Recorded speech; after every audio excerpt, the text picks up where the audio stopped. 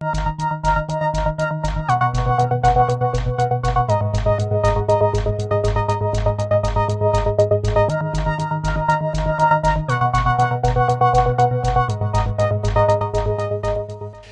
right, so just the setting for the last few days. Bob, first day we gave you an overview. Bob came in and talked about trying to figure out value to a user and then figuring out how to find that user.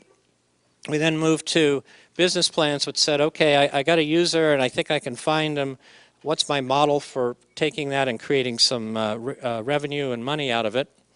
And then we followed up with financials, the financial projections, which say, okay, I got an end user that I think I can deliver value to. I can find them. I have a business model. Now let's model it and see if it works. And sometimes it doesn't. So you go back and you adjust your business model. You might do that a few times, and then finally say, you know, I can't come up with any model that's going to generate sustainability to reach that user with that value. So now maybe you got to go rethink the value proposition. So this stuff is not linear. It's a number of loops, and it's sort of constant throughout both the original setup of a business and as you move forward. So just keep that in mind, and that may tie it together. So those are sort of mechanical things that we can tell you sort of, you know, do this and check that and those things, and, you know, put these numbers in that. But then the issue is, how do you actually bring it all together with people? And the number one reason ventures fail are people issues. They aren't money issues or technology issues. And those are the really hard things to get a handle on. You know, people are not as predictable as some other things that you study. So tonight we're going to be talking at the beginning about negotiation and how do you start to talk about the things you're going to do and who does what and how do you form those relationships in the first part. And we'll have a workshop around that. And then Joost is going to come in and tell us some interesting stories about companies in the second part. So with that, let me introduce our speakers to lead the workshop. Mindy and Vicky, their bios are on the website, and I'm going to let you go. Thanks.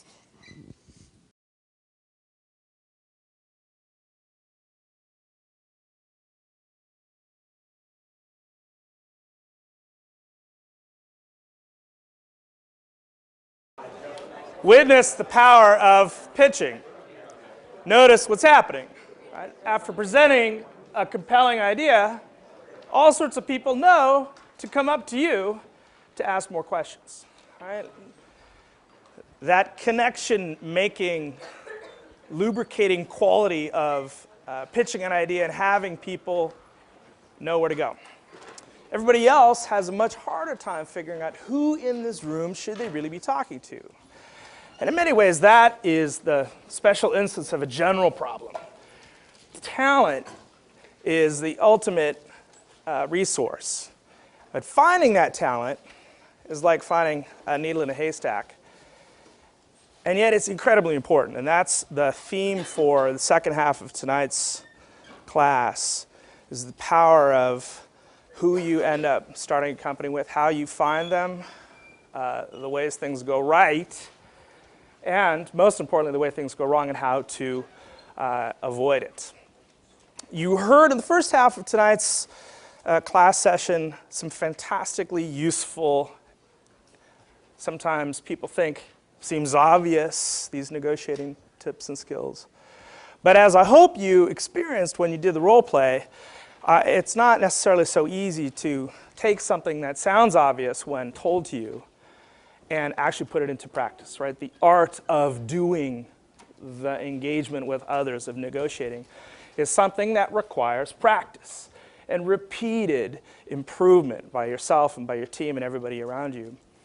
So this is one of the reasons why we so much encourage you in this class, and in fact, all of the Action Lab classes at MIT, to practice. Practice by forming proto teams, practice for class projects, because this process of interacting with each other allows you to, for a real purpose, learn a lot of these practical skills that will bear fruit for you later in life. Now, on the first day, I gave you a little taste of what I'm up to and have been up to. I just want to give you some sense of what I bring here and why I'm standing in front of you working with Joe on this, the 24th installation of the nuts and bolts of New Ventures class. I started here in literally this classroom as an undergrad. This is course 6-1 bio, but then came back to MIT to go to the Sloan School, so did both, and now work at the Media Lab, teaching a handful, in fact, growing number of ventures classes, of action labs, that have to do with taking good ideas from the academic environment and translating them into ventures that have real-world consequence. Right? So that translation process is what centrally I care about. And translating what? Well, this is a place that's an epicenter of ideation, right? Invention, discovery, coming up with new ideas, exploring possibilities. But getting those things to have planetary consequence, to have business or nonprofit impact on the world is a matter not merely of having the idea, of demonstrating it, but of getting teams of people to build organizations to take that good idea and spread it widely. So organization building is really at the core of new venture creation and translating ideas from lab to life. Now, among the things that I've had the pleasure of working on here at MIT on the extracurricular front is being lead organizer for 2 years of the 100K. Then fewer K, so only $10,000 grand prize at the time, and much smaller compared to its current size. But nevertheless, incredibly important, and a learning laboratory for understanding what works and doesn't in forming teams. And I'd like to share some of the lessons from the 100K experience from then through today with you. Still involved, of course, in the competition as a board member and advising RTAs are the incoming lead organizers of the 100K. More about that later. I also spent a good chunk of time doing MIT's first census of entrepreneurship, planetary-wide. How many of our graduates have gone on to start companies? That Founders Project gives us a taste for institutional impact. In fact, this is a good idea for every university, every college to do. What do your graduates go on to do? When we were working on this project, my colleagues and I flew out to Stanford and said, you too ought to do a founders study to see what your graduates have gone on to do. I want to share with you a little bit about the lessons we learned there. And then also being entrepreneurial. I mean, that's sort of part of the being in this landscape. I want to give you my own case example, How-Toons, which is an educational media venture. Let's start with that. Because as an engineer here, what I was motivated by was mens at manus in practice, right? Having the experience of going to a place like this photo. This is MITR's, MIT's Electronics Research Society, one of my haunts as an undergrad and then grad student. This is a great place. This is prototyping central. This is the ultimate DIY place for the motivated undergrad or grad student. Now I wanted to combine that, mens at manus, let's have practical places for learning and doing, with what I loved as a kid. I mean, how I learned how to read, and for that matter, speak English, was by reading comic books. This was the stuff, my medium as a kid. What I wanted to do was cross these two with one another. Mens at manus, learning by doing, with media, with comics. Now, this is something I've been thinking about for a long time, but it didn't come real until I started saying, you know, why don't I just do this? But I can't do it alone. In a fit of frustration around some brainstorming conversations, I finally said to one of my Media Lab colleagues, Saul Griffiths, like, Saul, why don't we just do cartoons that show kids how to build things? He said, that's a great idea. Reached up to his bookshelf, pulled down a book, Young Boys Illustrated Primer, which was essentially 100-year-old text to inspire young kids. He'd been looking at that because he wanted to re-up and modernize that old idea. He said, let's do it now. He came up with a quick and dirty sketch of the project. I took it to one of the bartenders at the Muddy Charles Pub, a grad student, Solar Olugbufulo. He was an amateur cartoonist. He did the first cut of that how-to cartoon. It was not very good, and he knew that because he was doing it as a favor to me. I asked him because I knew him, drinking too many beers. By virtue of having that initial prototype, cartoon, Saul was able to talk a real cartoonist, Nick Dragata. This is a guy who draws Spidey professionally. Nick came on board, and the net result is that we ended up publishing a book, doing cartoons like this. This is Soda Bottle Submarine, or Das Bottle, a project that has these two prime characters taking everyday parts of material, stuff they can find, and turning it into a project, DIY learning. It's men's at Madison Media, right? So that idea made real. Now this is a case example venture. I emphasize the elements that have to do with the combination of pitching the idea, and I pitched it to several people, but Saul was the one who bit. He was motivated, and I serendipitously discovered that. I hadn't realized it before. By asking a favor, I got the quick prototype to happen without any money on the table. And we escalated and turned this into an actual venture. Now, when I was running the 100K, or the 10K at the time, there were several dozen entries. These were among not only the finalists, but later the companies that ended up successful. And just to give you a taste for things, Banta Integrated Media was one of the first acquisition success stories of the 100K, where a finalist ended up being bought by a classic media business. These guys were doing sort of web development work way early. Sensible Technologies, how many of you know the Trust Center for Entrepreneurship here? Bill Ollett runs it. Well, Sensible was an engineer from the AI lab who wanted to build robots to give you the sense of touch. Bill, being a nosy guy, back in his time as a Sloan Fellow student, was poking around trying to figure out what these guys next door were up to. He ended up becoming their CEO. Helped raise the $30+ million of venture financing that helped this company escalate and ultimately to be sold last year. Now, the engineering co-founder, guess who he is? Tom Massey, one of the newest American House of Representatives from Kentucky, his home state. Who else did he found the company with? His wife, Ronna Massey, fellow M.I.T. student. They hadn't married yet, but they've been childhood sweethearts, and they're both engineers. So that's the technical side of that team. Nanowave.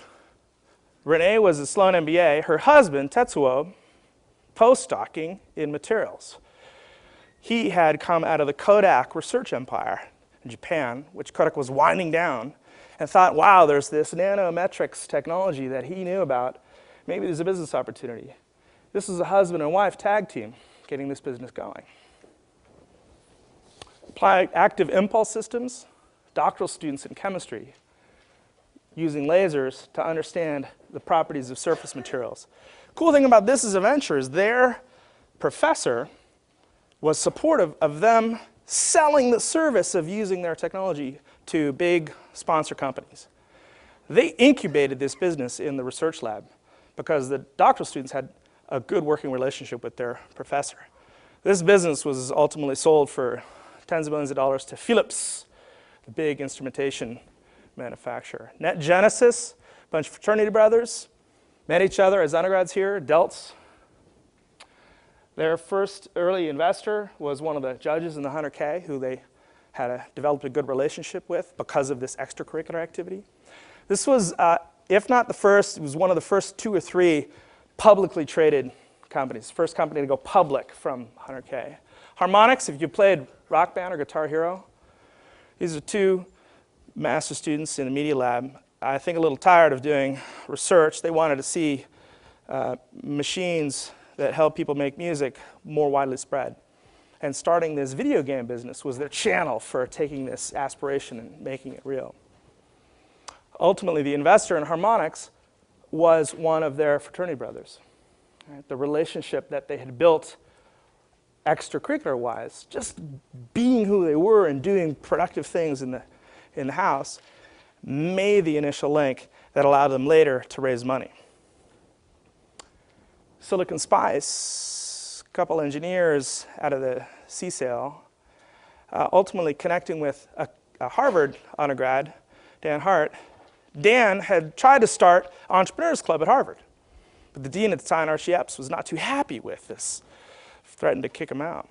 So Dan said, you know, Harvard's difficult. Let me just go to MIT, where we had developed a friendship. And I introduced him to these engineers. And Dan had the connections and business wherewithal to help that team not only find its first investor, but ultimately hire their professional CEO. Right? A concatenation, a sequence of networking steps between people. Finally, you're going to hear Thursday about the Mimeo story. This is your case study. Virtual Inc., which you have the first founding plan from, was the story of a repeat entrant in the 100K. Yonald Cherry, who's a key founder, and will open a kimono, will share the numbers at each phase of venture financing and venture development. He'll show how things went exponential and how things got difficult and how they ended up dealing with it and lessons learned from that.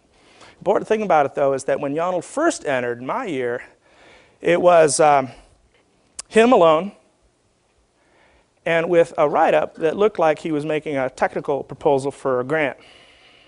This project will explore the implications of, was not at all a statement of business aspirations.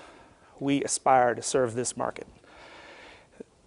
He re-entered, learning lessons and getting some fairly harsh feedback from the judges. He entered again because he knew there was something here. He had been a teaching assistant for 6111 and was frustrated that he would write things down, people would be taking notes, and there would be an error in the transcription process. He said, why can't we just do this automatically? This is medieval for you to have to take notes. Let's concentrate on the problem, not on the mechanics. And that, if you read the Virtual Inc. business plan, is essentially what he wanted to solve. He's the academic market. Now, the second time around, he did something savvy. One of his undergrad buddies from MIT, Mike Dixon, had come back to MIT to go to Sloan School. So this time around, he didn't enter alone. He said, Mike, work with me in brainstorming how to do this. Yonald also, being a teaching assistant for a key electrical engineering class, knew who some of the very best students were. He asked them, would they be interested in working on this project, exploring the possibility of an automatic transcription technology. Now, you'll hear it from him how this all played out, but I want to emphasize the people side because of how powerful that second attempt at doing this business was by virtue of his fleshing out the team. Having Mike on board meant the plan had a business orientation. Having the other technologies, the other engineers on board, meant that different skills needed to make this thing happen were at their disposal. And as a team, the judges looking at them, they were far more believable that second go-around. Holistically, all the different pieces were being added together. Now, that's all what happened with that window in time when I was the 100K lead organizer. These came later. At the time, there weren't any success stories, though. Right? I couldn't point at these and say, look, you too can be like that. The one success story was a company called Avid. Now, Joe had been heavily involved in Avid. He was the counsel, helped them incorporate. This was a classical example of an MIT technology venture.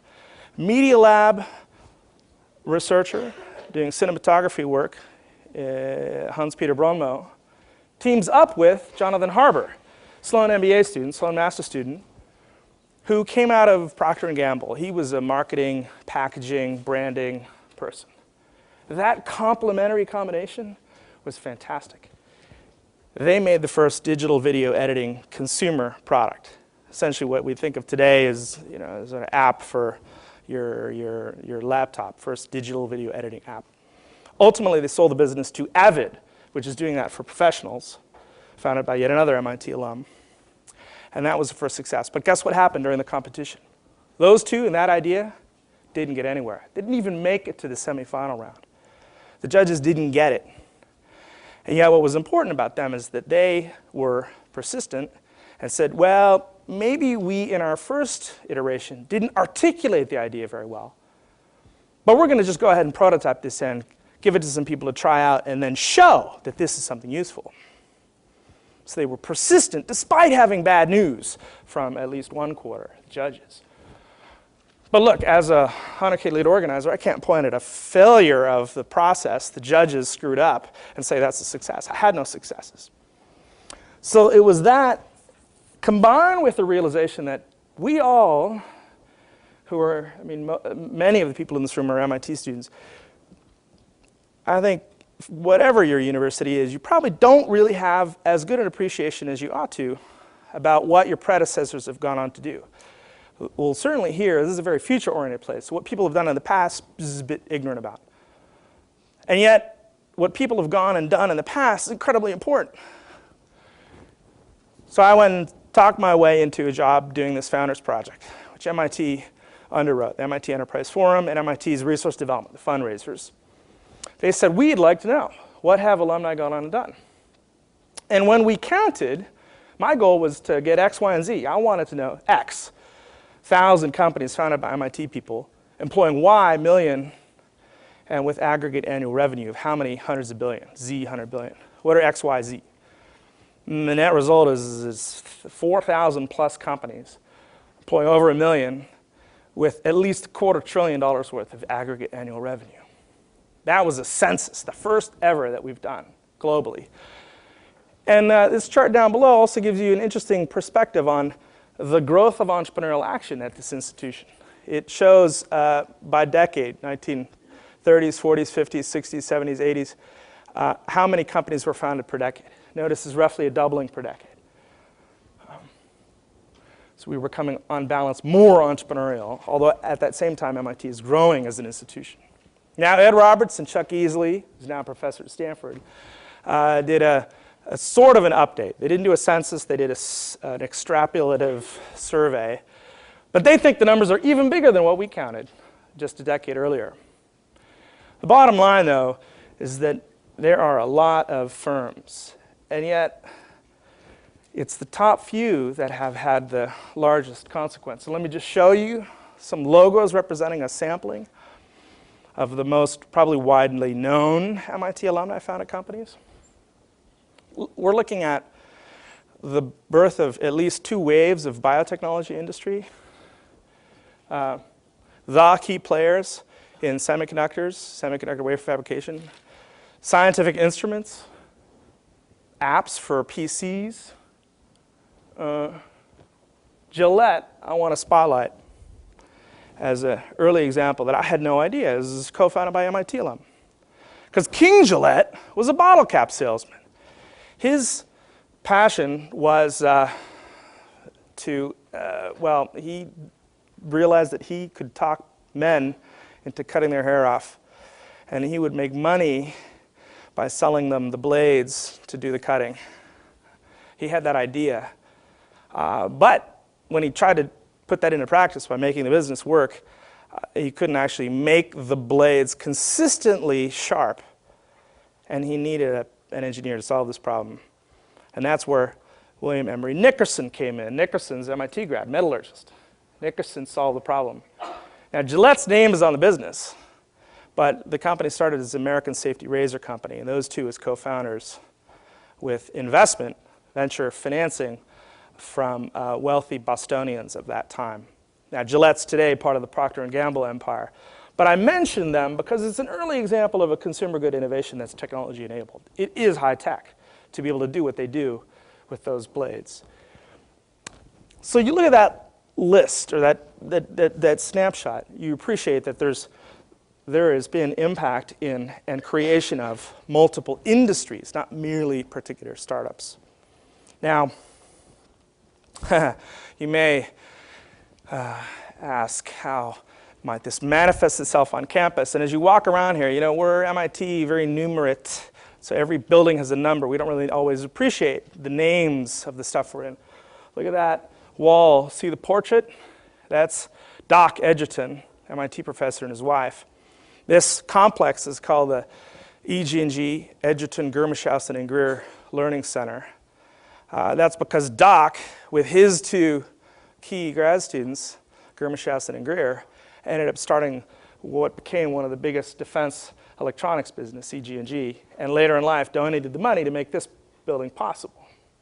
Now you walk around campus, buildings are either named after famous academics, professors and so forth, or after entrepreneurs. So here you see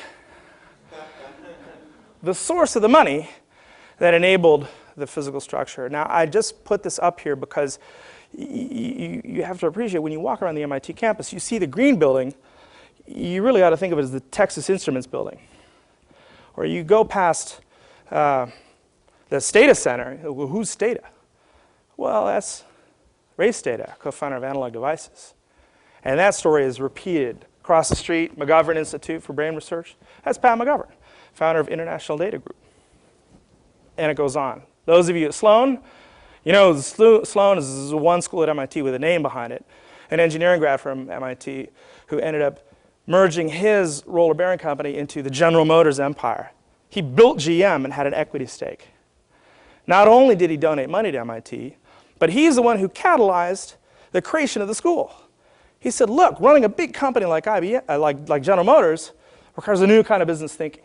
And we need MIT to supply the talent that knows how to run these kind of organizations. So I want to put this philanthropic feedback loop, the fact that these people have contributed back to the Institute right up front, because this is one of the consequences of being entrepreneurial, is you end up with a fat enough wallet that you can thin it out a little bit by giving back to your institution. Now, this is about team building and who linked with whom to make something happen. And I want to just spotlight these individually because it's motivational. Analog. Ray Stata didn't do it alone. He did it with his Baker House dormitory mate, Matthew Lorber. And actually, Analog wasn't their first company. They did company number one. It went okay. They picked kind of not so interesting a market, but they successfully executed on it. And they liked each other well enough, they said, let's do it again. Only this time, we have a better idea for op-amps, a kind of chip that solved a problem that more people had. And not only was it a serial entrepreneurship for this team, but because of the success, despite small market, of the first company, that caught the eye of the venture investors. They said, ooh, your previous experience is something that bootstraps you in our mind. We believe you more. We think that you can actually execute on this new idea. We trust our money with you because of this connection. That was born in undergrad days in a dormitory. DEC, Digital Equipment Corporation. How many of you from Sloan have played the beer game? Yes, beer game. This is a role-playing game developed at the business school by Jay Forrester, founder of the discipline of system dynamics. Now, Jay didn't start as a business school professor. He started as an engineer. In fact, he ended up creating the first real-time digital computer with his team, Project Whirlwind. Now, that turned into something so compelling, it became the basis for air defense. It was huge. Students from his lab, Ken Olsen and Harlan Anderson, said, you know what, this is not merely something for defense purposes. We should take this and spin it out. Now, I mentioned DEC because it closes another loop. Digital equipment is what they ended up starting. DEC, however, was also the first real success story of the very first formally organized venture capital firm in the US, American Research and Development, AR&D. Founded by MIT president Carl Compton and 3 other faculty and some alums. Their goal was to invest in post-World War II research and turn it into commercial civilian use. And DEC was their most successful investment ever. Teradyne. Alex de Arbeloff sat next to Nick de Wolf alphabetically in ROTC class. That's how they got to know each other and later in life start that business. Akamai. 2 Israeli buddies. One becoming an AI researcher in mathematics, Danny Lewin. Another, Jonathan Seelig, dropping out of his MBA program because they had this joint idea. Jonathan talked Danny into entering this 100K, which was then smaller K, 50. They didn't even win. They were finalists. But this was such a good idea that they ended up pursuing the business. Now, today, one of the most successful publicly traded alumcos from the company. The point is those two had met each other before and were provoked by the opportunity of an extracurricular business plan contest into doing something that ended up making them tens of millions of dollars each and really solved a problem for the planet. Direct hit. why I'm so excited that we have so many cross-registrants here was, to me, first really hit home with that company. Direct hit was Gary Cullis, a Harvard Law student who had been a patent examiner in prior life, frustrated by the lousy search technology available at that time.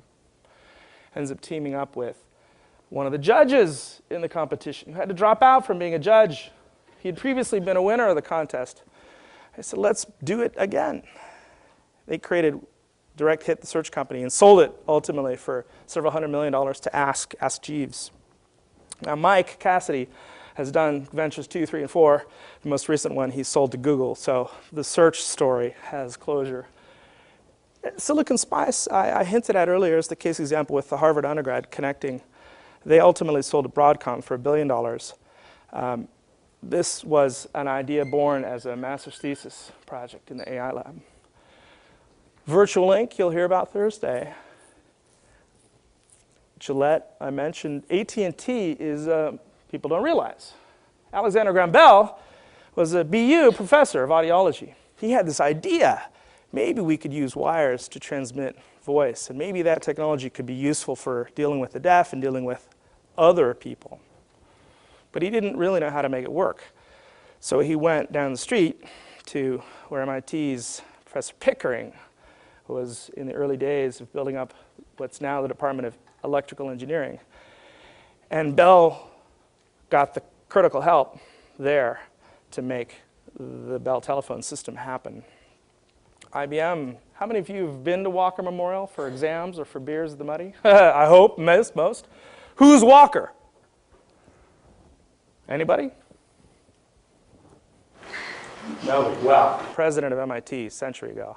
Key thing about Walker is he was former head of the US Census.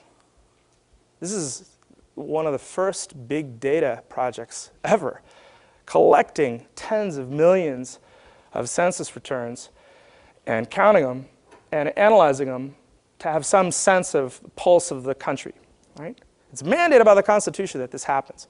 But by the time Walker was in charge in the late 1800s, it was becoming difficult to count in the 10 years between censuses all the returns.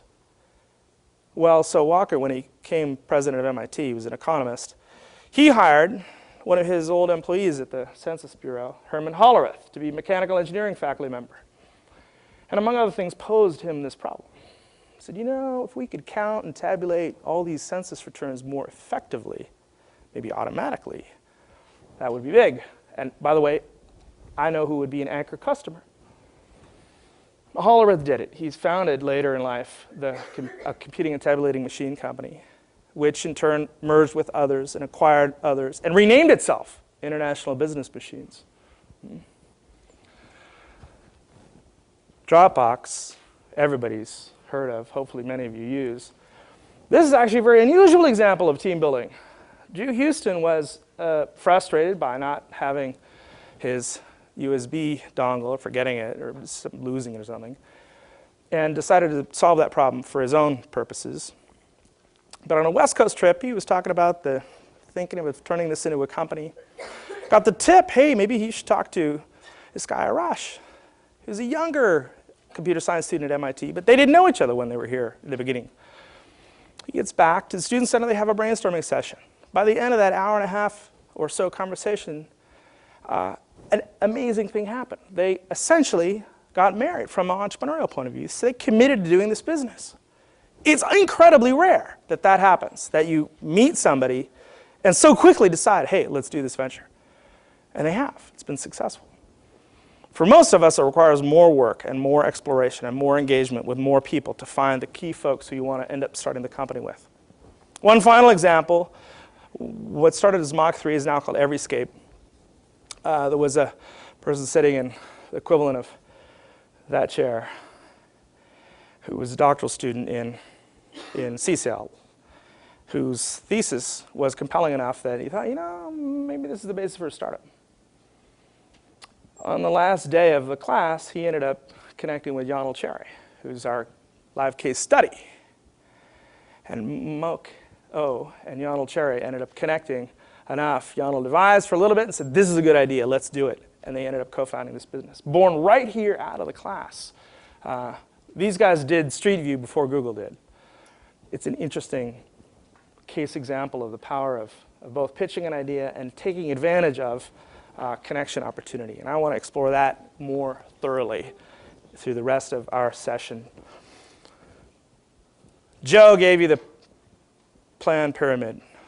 You know, whether you do this as a formal plan or as a series of pitch decks is less important than the process of being able to articulate your business at more and more levels of detail. Charlie last night gave you one slice of this, this financial projection side. And the purpose there is not to overload your reader with spreadsheets, but rather to give you the actual practical experience, not only as the CEO of the business, but all the different team members to step up and weigh in on your assumptions. That's the purpose of building those financial plans. But look, there's another whole track, which is who you're doing this business with. And Joe mentioned in this next set of slides, each one of these emphases that he placed on Tuesday has a team dimension. It's part of the executive summary, part of the key components of a larger plan or of due diligence that people are going to undertake. Not just people who are on the company's payroll or will be part of the founding team, but also people who you want to count on as advisors, as counsel, as supporters. People like independent readers, could be a thesis advisor, could be one of us. I mean, it's kind of one of the reasons why we do this class and have this assignment for you, is that we read and give feedback. Who your team is clearly a place where you not only get selected in and also filtered out of being considered for further financing. Now look at these folks up on stage. This is 2 years ago. Vinod Khosla is the keynote speaker, is an investor, is co-founder of Sun. The people in the middle, happily holding their $100,000 grand prize check, are the core team at that time of Sanergy.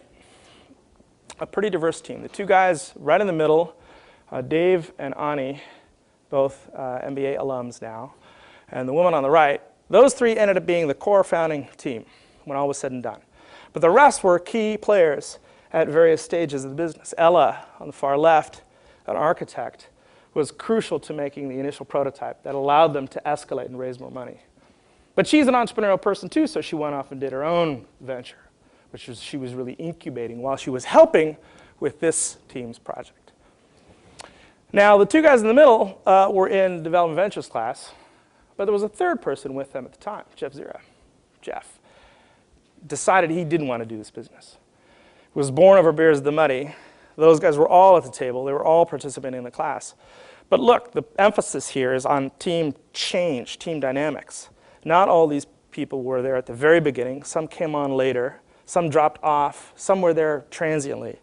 And that whole landscape of possibilities for how the team is composed is an important thing to keep in mind. You want to take advantage of the flexibility you have while in an academic environment to explore and engage with different teammates.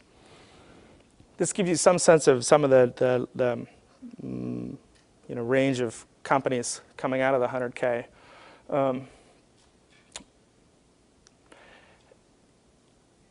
There's lots of different flavors of people who are crucial to getting a business going.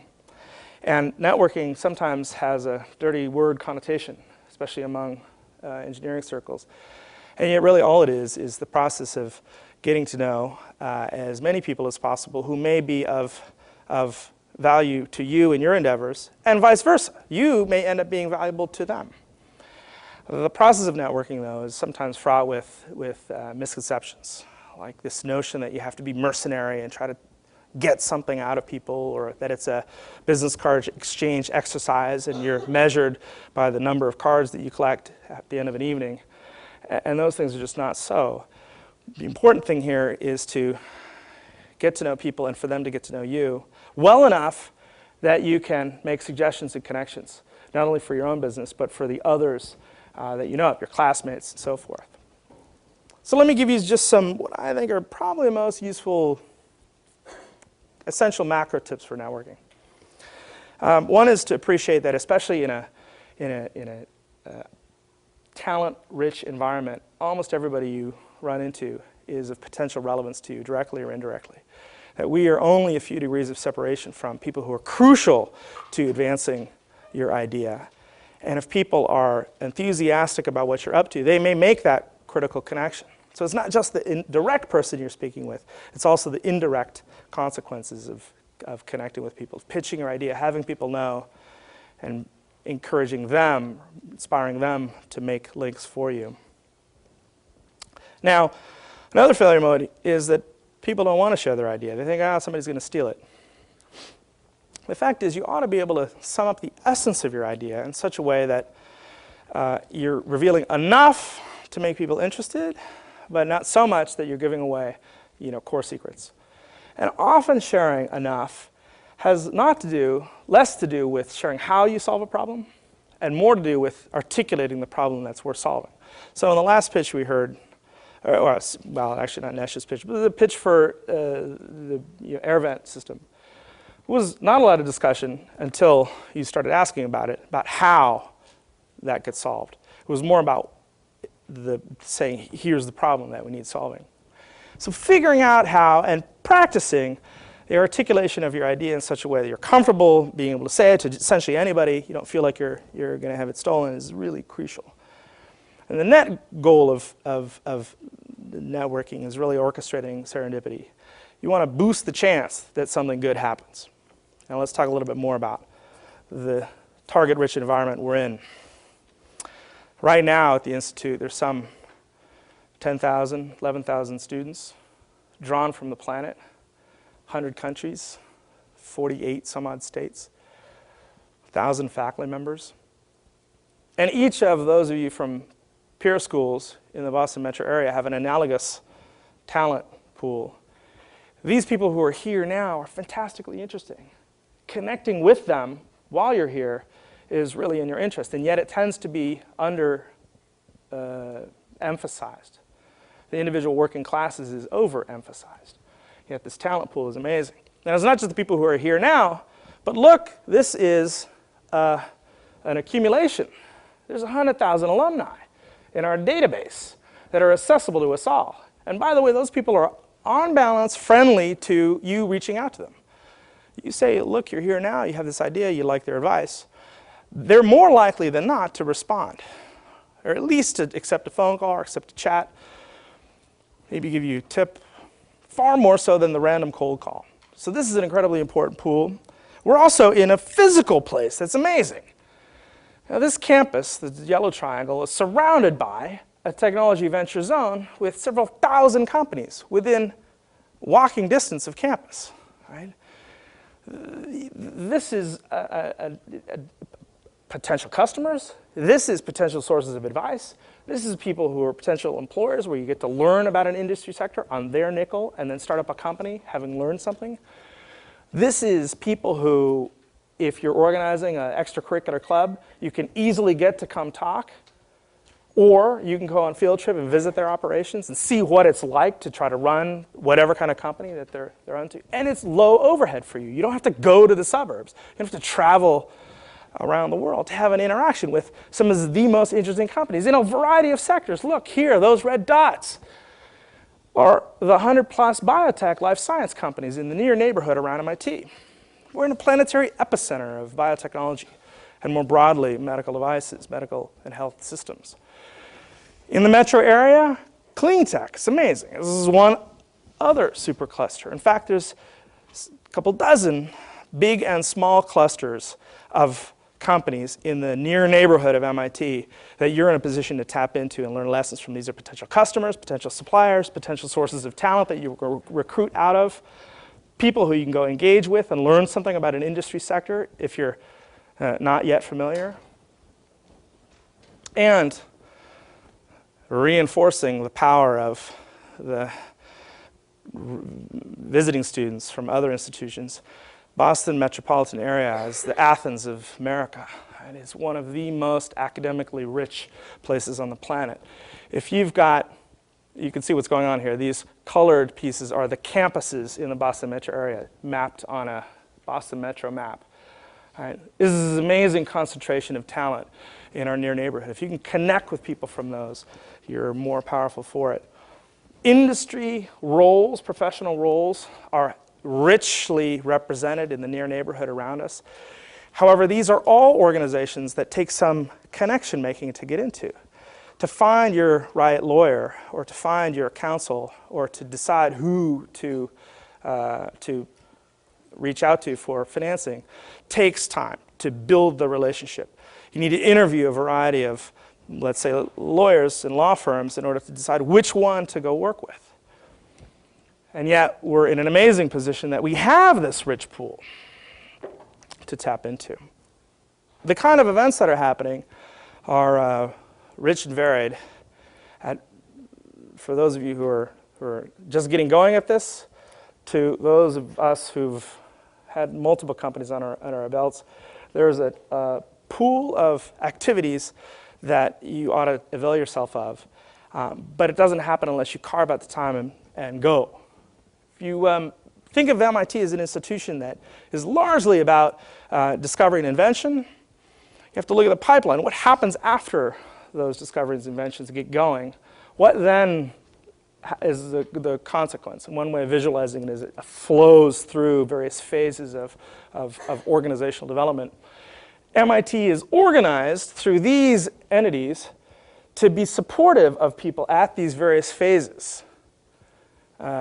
Whether it's very exploratory things like the extracurricular entrepreneurs club or ideas competition, or people who think there's ripeness for commercialization. There's the formal entities like the Technology Licensing Office that deals with patenting and ultimately licensing formally MIT-owned inventions. The Deshpande Center has been a source of money for at least a dozen different spin-off companies, including many 100K alumcos. The Venture Mentoring Service is free service of mostly alumni, but experienced entrepreneurs who advise people with an MIT connection. Almost every university has some kind of mentoring organization at this point. BU was one of the first to take the MIT Venture Mentoring Service model and replicate it. Tap into that earlier rather than later. You want to ask for advice, not at the last minute, but well before you're severely needing it, because you want them to get to know you and to feel like they have an investment in your venture. Now, along the same pipeline, there's dozens of Action Lab classes and extracurricular activities that are worth taking advantage of. Now, this is in part useful for you just purely from the point of view of having credit for doing the things that you would otherwise be doing on an extracurricular basis. But there's a secondary powerful reason, which is that you can explore and experience an entrepreneurial venture that's at various phases of its development. The key thing about things like the E-Lab, Entrepreneurship Lab, or the G-Lab, is that you're working with the top executives of an existing local, or in the case of G-Lab, international company. So that's, in some sense, not merely role-playing, but living with an actual venture, seeing what it's like when a company is at various sizes and phases of development. Now, I co-teach the ones labeled in red. These are jointly listed between the Media Lab and the Business School. And we did that deliberately. These are the first institute-wide electives. We have school-wide electives in engineering. We've said, look, we want to be open and available to the university as a whole and to cross-registrants. So some of the very most interesting companies have ended up being co-founded by people with skills and backgrounds from different universities. And I just want to give you a taste for that because not only do businesses like, say, Click Diagnostics get started because a Bangladeshi Kennedy School student teams up with a Chinese MIT student and decide to start a business to do mobile health deployed in Bangladesh and elsewhere. Not only does that happen, where the skills and strengths come from having this richness between schools, but you've got, over time, an accumulation of alumni companies that are willing to have a conversation with you as you're thinking through your ideas, distributed throughout the planet. That means they're going to be the most friendly way for you to get some connection with people who have some deep sense of how to do business in any one of these territories. Right? So it's not just the near neighborhood of alumni entrepreneurs, but it's this planet worth of prospective connections. These are often fantastic places to go visit, not only see what their business is like, but also imagine what your own venture might be like, assuming you have a emerging markets or international venturing bent. Now, some micro tips about networking. Because if you're like me, you're actually pretty uncomfortable in a schmooze gathering. Actually, you usually hate that kind of environment, especially when I don't know anybody in the room. And that is one of the dominant modes for interacting with people, right? In this room, you probably sat next to people you already know. And talking to somebody you don't already know is a bit daunting. It's weird. Well, probably the most useful thing I came to appreciate is that at a schmooze event, especially if you don't know anybody, make a beeline for the host, or whoever is the closest equivalent to a host, and ask them, listen, I'm especially interested in X. I'm hoping to meet people who have Y quality, right? Some property. And you ask the host to help you. Like, who do you recommend I start with? Or by the time the night is over, or by the time the event is over, who should I at least have talked to? And even if it's only 2 or 3, at least you've been very systematic about it, reaching out to those 2 or 3. And you've done so with the tips and suggestions from somebody who probably knows the audience, the crowd, better than anybody else, the host. That's incredibly useful.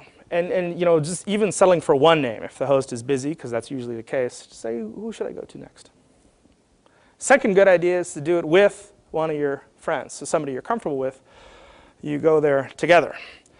And ideally, the combination of 2 of you mean that you at least know somebody. And then here's the key thing. You, the person who knows another person at the event, do the favor of making an introduction between them and whoever you're with.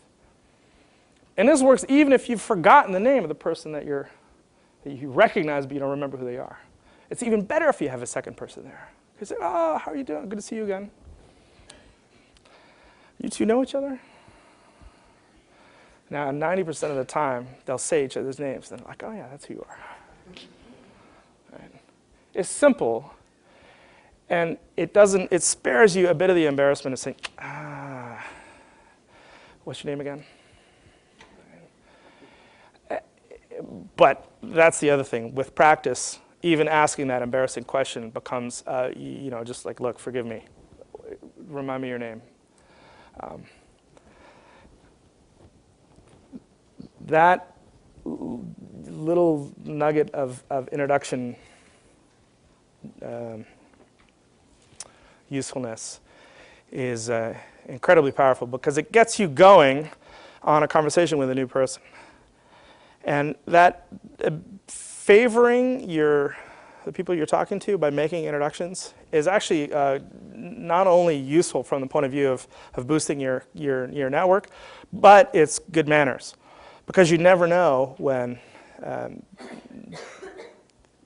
the introduction you make may trigger some positive consequence. People who potentially work with one another later. Now, there's another thing.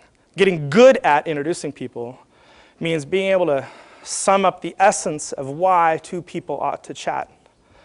Right? So I happen to know, because she took a class, and Netcha is unusually interested in tools that are creative enablers. So when I see her in an event, and I happen to know somebody else has related interests, I'll make a point of saying, by the way, Netcha, have you guys met? And when I bring her over to the other person, I sum up her interests in a few phrases. It's the kind of introductory analog to an elevator pitch. And that, too, is a skill that you get better at practicing. So the idea of pitching is useful not only to convey the essence of your own idea, but also to convey the essence of individuals in an introduction. And the more pithy and to the point, the better, because it's more efficient and it takes less time and generally has higher impact. Everybody, business, engineer, artist, should have some kind of contact card. Don't think of it as a business card. And even today, when we're a highly digital era, it's useful to have just something simple that's easy to exchange. Now, sign up for the free cards. The U.P.O.T program here supplies them as part of the package because it's so useful as a prop. Now, for some of you, you already have in mind the people who you want to co-found a company with, work on a project with. But for most of you, you're still looking. You're trying to find just the right person or people to either add to the team or to form the team. Or where do you find them? Now, there's the obvious links. The case examples I started off with are useful because it gives you a sense of the spectrum of how many places you can have the serendipitous connection happen. But there are also things that are worth your proactivity, and it's that bottom line there. IAP events. This month at MIT is epic. There's so many things going on, and if you're thoughtful about it, you can mine those events to your own advantage, especially if you take your particular idea and abstract away from it, generalize a bit. So suppose you're interested in something having to do with quantified self. Well, then it's worth your time going tomorrow night to the Quantified Self hackathon or tomorrow at Microsoft Nerd, which is just next door. Or if you're unusually interested in physical hardware hacking and building, then go to where I went when I was interested in doing prototyping projects. This is MITers up Mass Ave on their Friday build sessions. Or if you're unusually interested in health and wellness, then go to the Media Lab's Health and Wellness Workshops happening this week and next. Right? And at these places, or as a minimum, go to the finale presentations, because it's at those places that you end up seeing the people and seeing the projects, the evidence of their work that are especially relevant for you. Now, of course, there's a growing variety of online tools beyond the obvious of LinkedIn and Facebook. I just want to spotlight a few. One of our alums, Lee Byun's working on a project called TrueNX, which is compelling because it does for your portfolio of projects what LinkedIn does for your resume. It renders it digitally, easily, and allows people to search and make connections between people. That's young but growing as a case example, a personal portfolio building tool. AngelList, Babak Nivi, MIT alum, he cracked the problem of digital matchmaking between entrepreneurs and each other, and entrepreneurs and potential investors and angels. This is fantastic. And his Venture Hacks blog, by the way, this is a sister organization to AngelList, is also highly recommended. But most generally, what's your online fingerprint? Because they will search for you and see who you are and what presence you have. So that's the equivalent of a contact card or a resume, but just sort of online.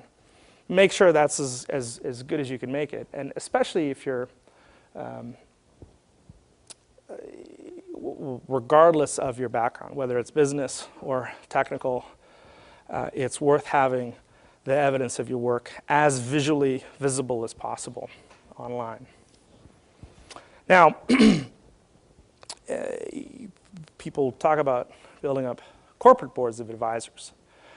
So people who are not part of the team, but not necessarily investors, but people who are friendly and helpful to you in building up your business. And that's definitely worthwhile.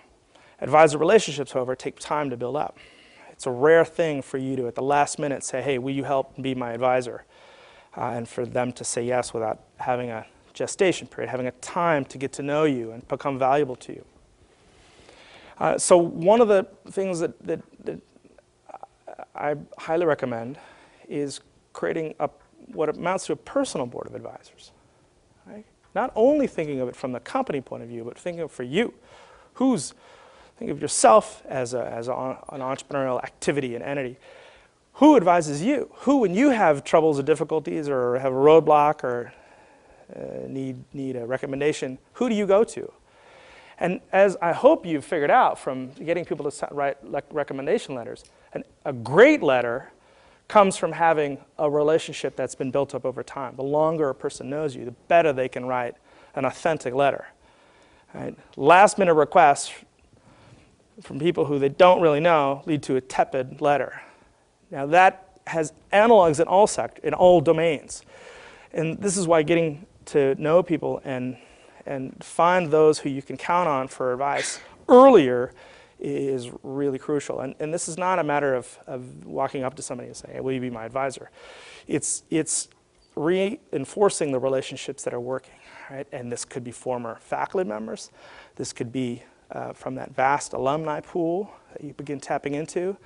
It could be from a variety of sources. My point to you is that you want to be thinking of and adding to your pool of advisors as early as possible. And there is an old and I think very true adage that sometimes the way to get an investment is not to ask for the money straight up, but rather to seek out people's advice. Get them to start thinking of your venture as something that they're excited about. And once they start helping you in doing that, they also end up going beyond moral commitment and making financial commitment. Now, there's a whole pool of people who you want to tap into over time professionally as a company, especially. One of the positive consequences of the extracurricular landscape that we're in here, for example, the 100K, it's not only the discipline of a deadline for you, it's not only a chance to win a little bit of money, but it also is free links to some of the top names in each of these sectors, because these are the people who are either sponsors or otherwise advisors through the vehicle of a competition. And you, by virtue of your participation in the competition, have the right to go and, usually for free, certainly in the beginning, have extended conversations with these people. To date, in the 2 decades of the 100K, hundreds of thousands of dollars worth of free advice and initial connections have happened as a consequence of this extracurricular activity. So the benefit is not merely the money, but also the in-kind value of these links. The Enterprise Forum is our alumni network. It's planet-wide. There's now 30 chapters, half in the US, half internationally. This is after you've graduated from your school, you can tap into this alumni pool of chapters that are focused on being entrepreneurial support nodes. Well, guess who the underwriters of those chapters are? Right? It's precisely these law firms and other professional service providers who are in it because they think that there's a chance that they'll meet some prospective startup entrepreneurs, future business for them. But that's a method of matchmaking for you. This is something you can tap into and ought to tap into starting now. Now, doing exercises like what we've assigned you to do for credit here in the class, and do a couple-page executive summary. The point is partly to have you put your best ideas to paper, but it's even more to have the excuse to test the waters with a new set of, or an additional set of people. Right? This is a lightweight, low downside method of interacting with others and getting to know them and them to know you. Right? This process of trust building or getting to know a person, it inherently takes time. Right? You have to commit to that time. But what you don't want is something that is an endless time sink. You want things that are short in duration, where you can connect with one another for a limited period of time. And if it doesn't work, you part company with no major loss of time or effort. But when it does work, when you do find somebody who you want to work with, well, then you escalate. You say, let's do it again. Let's go beyond this class exercise and do it for a full-on semester-long class exercise. Or let's do it for an extracurricular, like 100K. Or let's try it out on our own, independently. And what you ought to be looking for is how people behave when things are difficult. Right? When the deadline is tomorrow and you've got to get that prototype done or you've got to get the document done, who finds excuses like, well, I promised I'd go off and play my sport, or I need to watch some game. You see, are they serious or not? Or how do they behave when the pressure's on and things aren't working? Right? And the earlier you get into these stressful situations, the earlier you stress test whoever it is you're working with. You see how they behave when when stuff's tough. And also you see whether you can put up with each other when things are not going quite as well, when the pressure is on.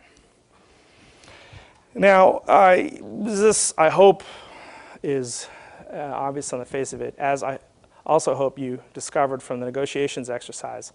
It's putting these into practice that requires practice and requires repeat experiences. But finding people who are not like you. So one of the big failure modes in the 100K is that a bunch of engineers decide all together to participate and say, okay, we're the founding team. But none of them have the skills or interest in doing all the additional things that are required to flesh out that full plan, to be thinking about the financial model, to be having conversations with customer, which requires picking up the phone and being told, go away, or I don't have time, or no. That requires a different kind of mentality. You need other people on the team that have skills that you don't. And finding those, especially in an environment where you're surrounded by people who are like you, because we're all in schools and in classes, usually core things, together with people who are like us, that means you have to reach out beyond the obvious. And partially that can happen in a class like this, although we appreciate that it's difficult to really get to know who else is in the room because it's dauntingly big. But you have to be relentless. Every time you come in here, be reaching out and saying hello to and introducing yourself to somebody you don't already know. You do that over the course of a half dozen nights to 2 or 3 people each, and you've captured a pretty interesting fraction of the total, especially if you start asking people, hey, who else do you think I should talk to? Like, no matter who you're talking to, you ask that question. And a good fraction of the time, they'll be making a suggestion. Oh, what you're interested in is just like what this person is interested in. That's a good tip. Follow up on it. All right. In plans, the bio section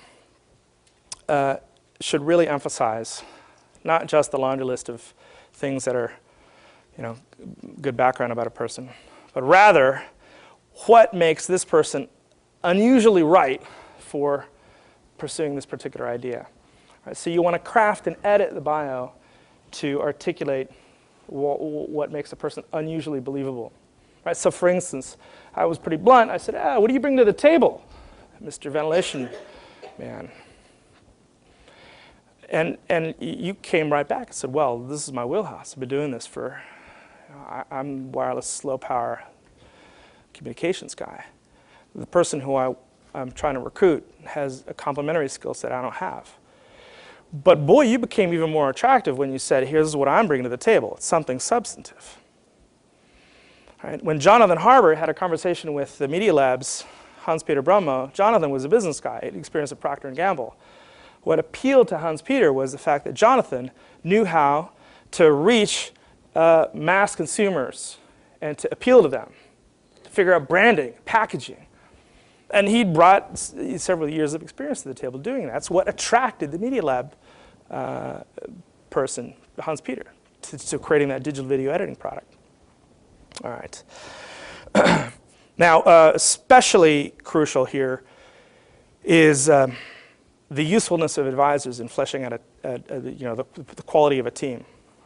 Because, for instance, if you're a team of the doctoral student and master's and MBA student who have a spinoff from Bob Langer's lab, that just boosts the reputational quality of your idea. But if you put Langer as an advisor and you haven't asked him, this is bad news if you get called on it. And it has happened. Finalists in the 100K have been kicked out because of falsehoods in their plan. Right? It's reputational bad form to not get permission for this kind of thing. Choosing co-founders is not easy. At this point, I want to just summarize the essentials, but especially point you to a resource. One of the very best 100K lead organizers ever is a guy named Elad Gil. And Elad's blog, which he's been working on, he's started up and sold his last company. This is a guy who's really thought long and hard about this process. And his elaboration on the choosing of co-founders is fantastic stuff, and it elaborates on these points. So in the interest of time, I want to leave you with that link. But the crucial thing here is that these are people with whom you're married from a business point of view. So being able to deal with the tricky stuff that comes up is the most crucial. And doing that proactively and frankly, and with the goal of getting through things successfully. This is why we have the first half of the class here tonight. It's to reinforce in you the need to sharpen those skills and to have people with whom you have a relationship of constructive consequences, of focusing on your shared interests and more. Yeah. Now, one of the good things about this environment is that this is like a venture test bed. You can escalate your relationship with prospective co-founders through these vehicles. This class, an extracurricular activity, future classes. These are all places where you can test the waters, get to see how people react and behave under unusual conditions or stressful conditions, and then decide to part company or to upgrade, to escalate, continue forward. This is a luxury.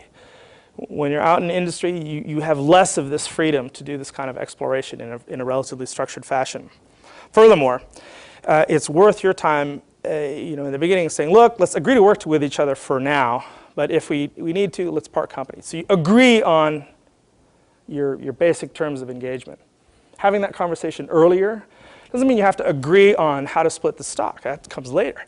It's you agree on, let's work together for now, and then decide at key junctures whether we want to go forward. Does that make sense? This is one of the most important things, especially because right now the 100K requires you to make decisions fairly early on. If you want money from this contest to go to the company, you have to formalize as a company.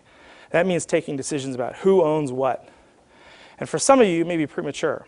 So the baseline is to have the money flow to the individuals, which has tax consequences for the individuals.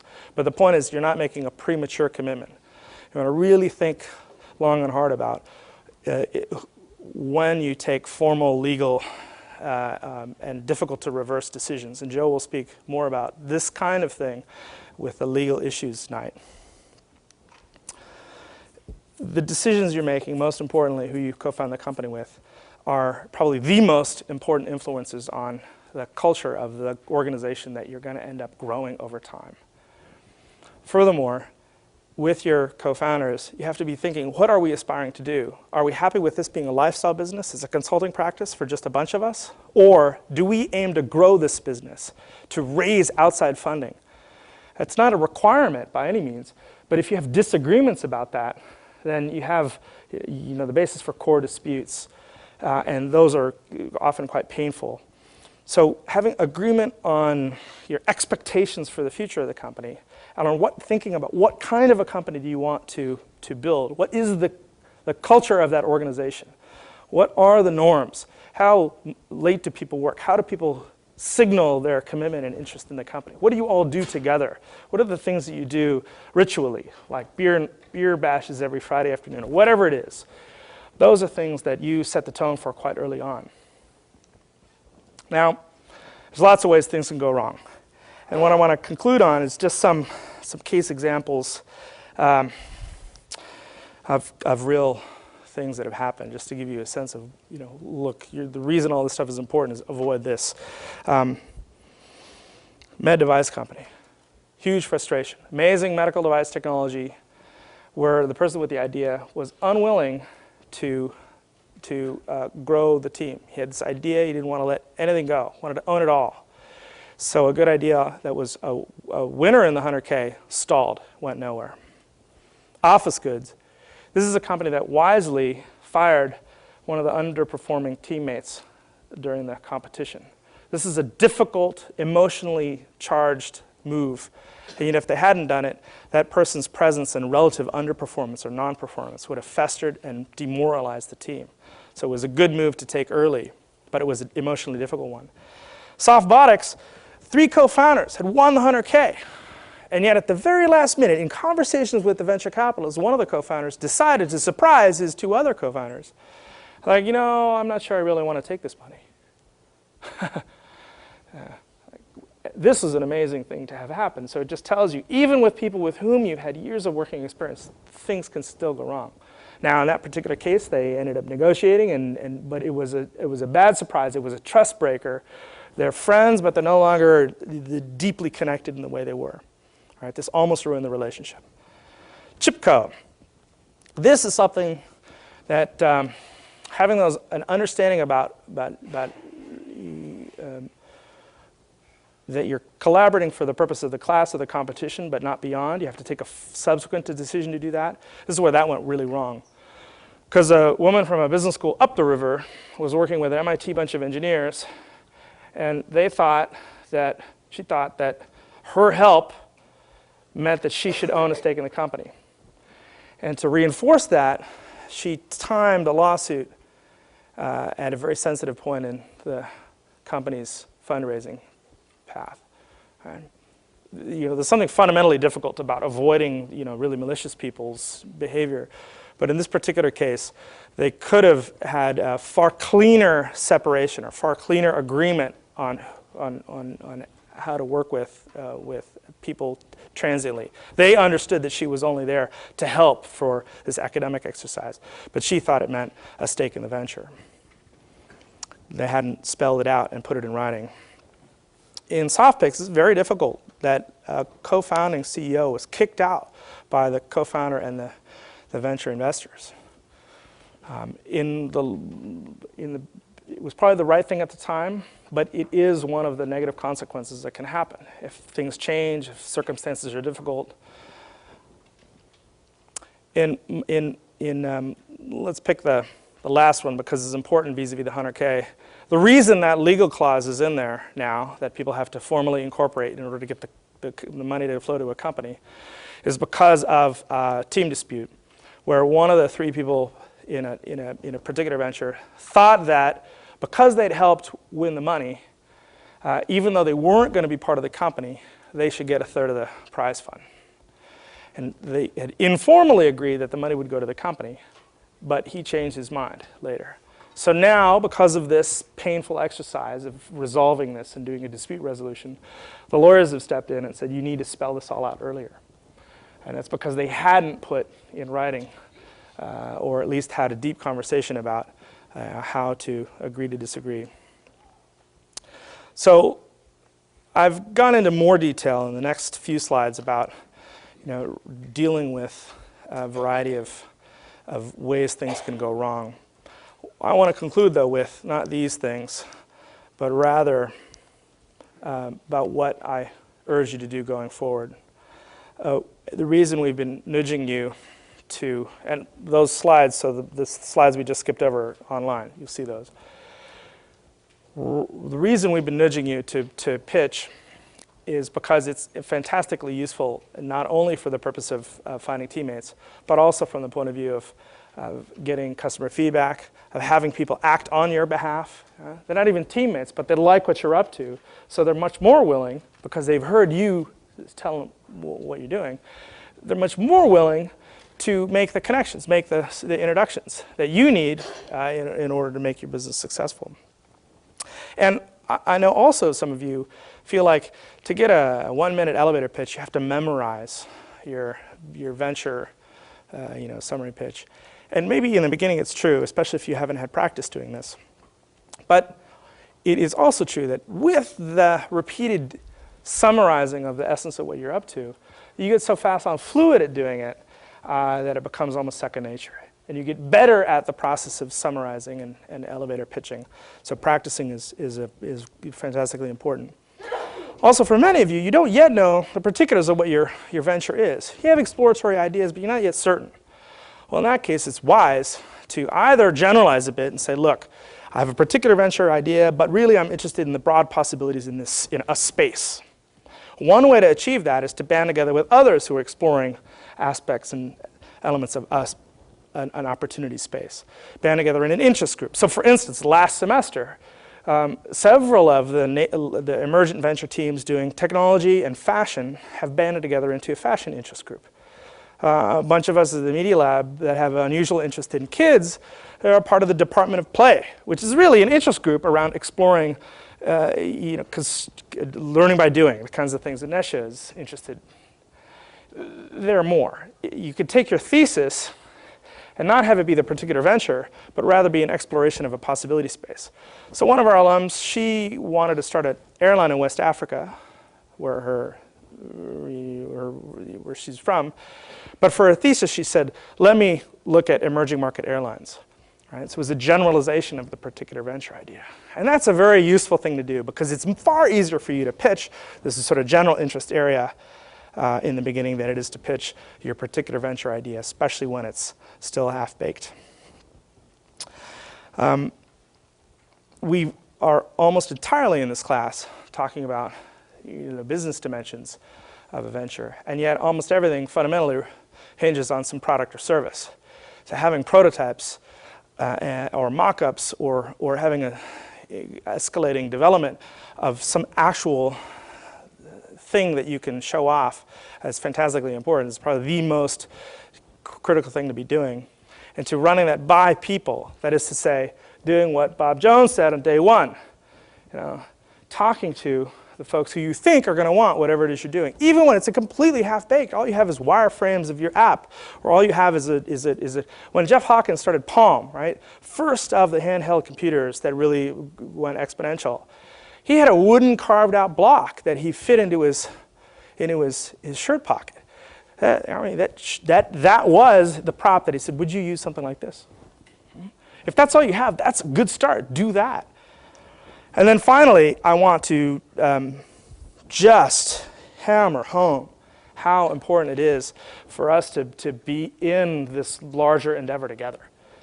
And I mentioned the alumni entrepreneurial landscape for a good reason. It's something we can all be proud of, that we're part of an institution, or institutions really, that all have this fantastic legacy, and to have that enhanced going forward, to have the others in the room be successful at doing their various ventures, that really is something that I hope as a community we can sort of really feel deeply.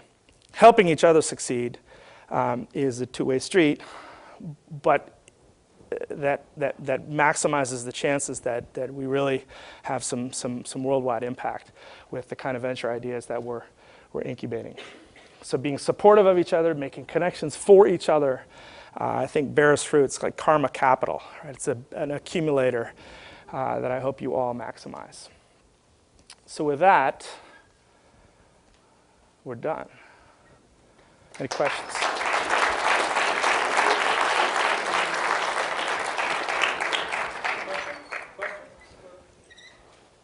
Otherwise, let's grab a beer at the Muddy.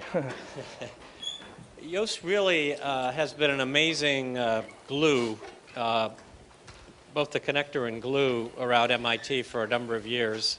And a lot of the companies there would not have been started had you not been involved in some ways. So you really got to know, or should continue to know, and expand your network with Joost. So.